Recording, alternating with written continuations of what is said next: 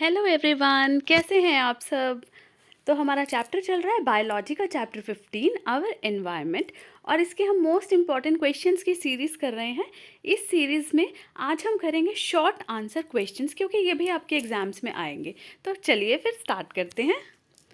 First question है, give an example each of natural and artificial ecosystem. यहाँ हमसे example पूछे हैं नेचुरल एंड आर्टिफिशियल इकोसिस्टम के। तो नेचुरल इकोसिस्टम क्या है? फॉरेस्ट है, पॉन्ड है, रिवर्स हैं, वैलीज हैं, ये सारे हैं नेचुरल इकोसिस्टम। और आर्टिफिशियल में क्रॉप फील्ड, एक्वेरियम, यानी कि गार्डन्स हो गए, जूज हो गए, जो हम लोग क्रिएट करते हैं। Right students? चलिए नेक्स्ट क्वेश्चन है, what is the full form of CFCs and UNEP।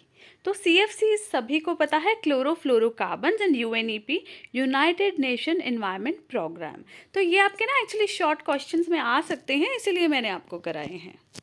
Next क्या है, what is the role of ozone, why is it being depleted.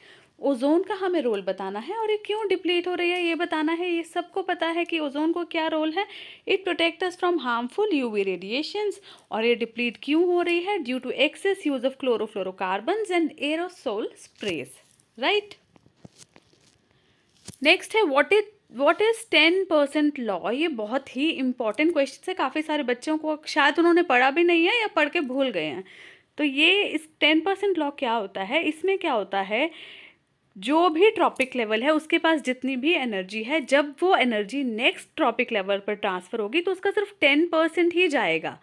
यानी कि जैसे प्रोड्यूसर्स ने अगर सनलाइट से एनर्जी ली, तो उसके आगे जब वो सेकेंड ट्रॉपिक लेवल में जो एनर्जी ट्रांसफ़र होगी, जितनी एनर्जी फर्स्ट ट्रॉपिक लेवल पे यानी कि प्रोड्यूसर के पास है, उसका 10% ही सेकेंड लेवल में जाएगा। फिर जो सेकेंड लेवल के पास एनर्जी है, उसका 10% ही एनर्जी थर्ड लेवल में ट्रांसफ़र होगा। तो 10% लॉ क्या है? It states that only 10% of energy available at a trophic level is transfer to the next trophic level.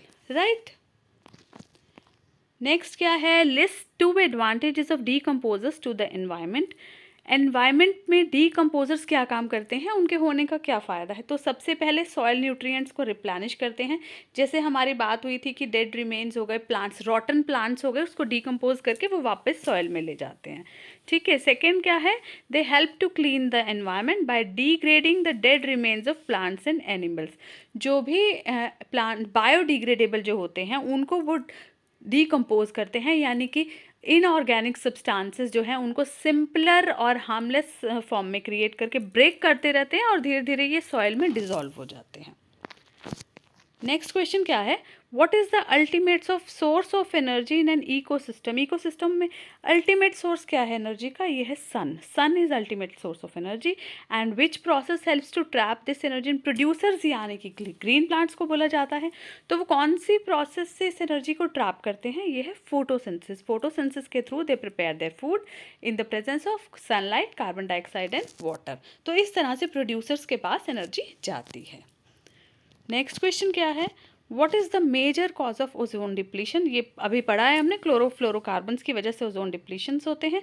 और ये कहाँ यूज़ होती है? ये होती है रेफ्रिजरेटर में और एरोसोल स्प्रेज में यूज़ होती है। नेक्स्ट है, why should biodegradable and non biodegradable waste to be discarded in 2 separate dustbins. अब वो यहाँ बोल रहे हैं कि जो भी बायोडिग्रेडेबल वेस्ट हैं या नॉन बायोडिग्रेडेबल हैं, उनको अलग अलग डस्टबिन में क्यों डालना चाहिए? ऐसा इसलिए करना चाहिए ताकि जो रिसाइकल प्रोडक्ट यानी कि बायोडिग्रेडेबल जो वेस्ट हैं बायोडिग्रेडेबल, उनको ईजिली सेपरेट किया जा चुका है, तो वो ईजिली रिसाइकल हो जाएंगे। इससे क्या होगा, उनको सेपरेट करने के लिए जो टाइम लगा, जो एनर्जी लगी, वो सेव हो जाएगी। तो ये फ़ायदा हो जाता है कि फटाफट साथ के साथ ही उनकी रिसाइकलिंग हो जाती है। नेक्स्ट क्या है, arrange these organisms in a food chain that are snakes, plants, frog and bird.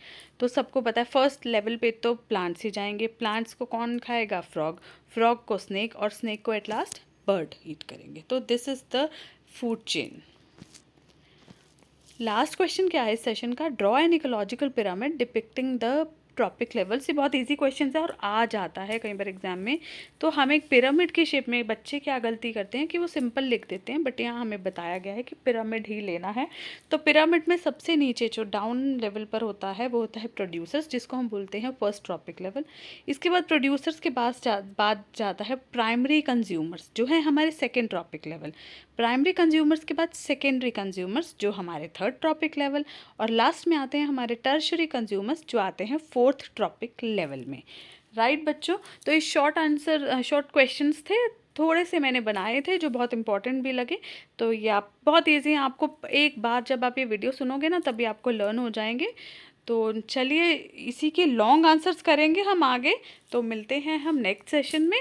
ठीक है बच्चे, अगर आपको ये वीडियो अच्छा लगा तो इसे लाइक एंड शेयर कीजिए और मेरे चैनल को सब्सक्राइब ज़रूर कीजिए। Thank you.